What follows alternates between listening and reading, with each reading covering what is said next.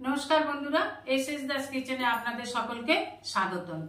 আজ নিয়ে চলে এসেছি চালতার রেসিপি। এই রেসিপিটাই আজ আমি আপনাদের সাথে শেয়ার করব। চালতা আমরা কম বেশি সবাই খেয়ে থাকি এবং চালতা নামের সাথে আমরা সবাই পরিচিত। নতুন করে চালতা সম্পর্কে বলার কিছু নেই। চালতা কাটতে হয় খুব সাবধানে। চালতা কাটতে অনেকেই পারি না। যে যেমনভাবে সুবিধে সে সেইভাবেই কেটে নিতে হবে। আমি এইভাবেই কেটে নিই। চালতাগুলোকে ভালো করে কেটে ছোট ছোট টুকরো করে নেব। চালতার আচার হয়, চালতার চাটনি, চালতার আচার, চালতার ডাল।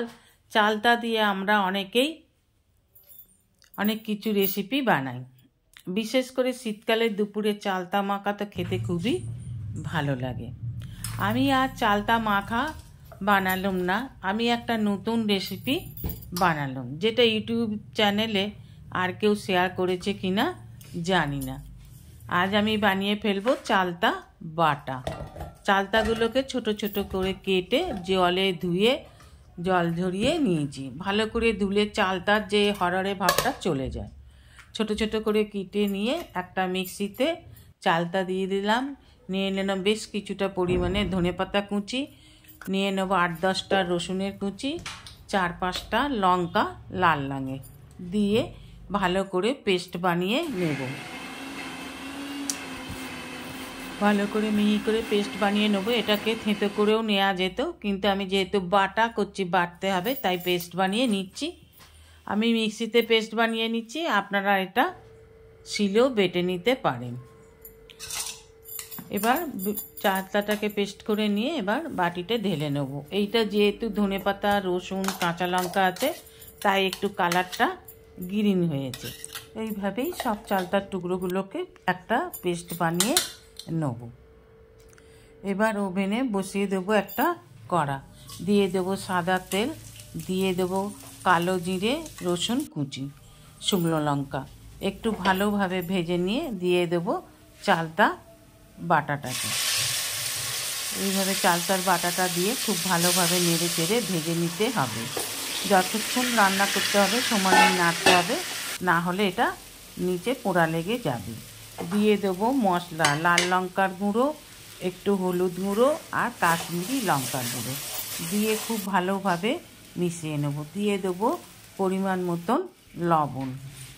একটু ভালো করে সব উপকরণগুলোকে মিশিয়ে নিয়ে এবার দিয়ে দেব পরিমাণ মতন চিনি। চিনিটা দিয়ে খুব ভালোভাবে নেড়ে চিনির সাথে চালতার পেস্টটাকে মিশিয়ে দিতে হবে। চিনি দিলেই একটু জল রিলিজ হবে, চালতার যেটুকুন জল আছে সেটা রিলিজ হবে চিনিটা মেল্ট হয়ে গেলে। এইভাবে নেড়ে নেড়ে মিশিয়ে দেবো। এবার দিয়ে দেবো 1 প্যাকেট চাট মশলা, দিয়ে দেবো 1 প্যাকেট ম্যাগি মশলা, দিয়ে খুব ভালোভাবে সমানেই নেড়ে মশলার সাথে মিশিয়ে নিতে হবে। এইভাবে মিশিয়ে নেব। দিয়ে দেবো বড় চামচের 1 চামচ সর্ষের তেল। সর্ষের তেল দিলে সর্ষের তেলের একটা সুন্দর গন্ধ ছাড়বে। যতক্ষণ না একেবারে শুকনো হয়ে কড়া ছেড়ে দেবে ততক্ষণই নেড়ে রান্না করে নিতে হবে। দিয়ে দেবো 5 ফোড়ন গুঁড়ো আর গরম মশলার গুঁড়ো মিশিয়ে নিয়ে দিয়ে দেবো, এতে স্মেলটা খুব সুন্দর ছাড়বে। দিয়ে এবার খুব ভালোভাবে নাড়াচাড়া করে যখন এই রকম ছেড়ে ছেড়ে আসবে, কড়া থেকে ছেড়ে যাবে, তখন ঢাকা দিয়ে গ্যাসটা অফ করে দেবো। 2-3 মিনিট পর নামিয়ে নিলেই তৈরি চালতা বাটা। আচ্ছা বন্ধুরা, এইভাবে করে খেয়ে কখনো দেখেছেন? এইভাবে করে খেয়ে দেখবেন। এই দেখুন একেবারে মিহি বাটা হয়েছে। ফ্রিজে না রেখেও এই চালতা বাটা আপনারা কম করে 30 দিন পর্যন্ত সংরক্ষণ করতে পারবেন। খেতেও খুব ভালো লাগে। টক খেতে ইচ্ছা করলে যখন খুশি নিয়ে একটু খেয়ে নিন। ভিডিওটি ভালো লাগলে অবশ্যই একটা লাইক, কমেন্ট, সাবস্ক্রাইব করার অনুরোধ রইল। পাশে থাকা বেল আইকনটিতে ক্লিক করে দেবেন নিউ ভিডিওর আপডেট পাওয়ার জন্য। সবাই ভালো থাকবেন।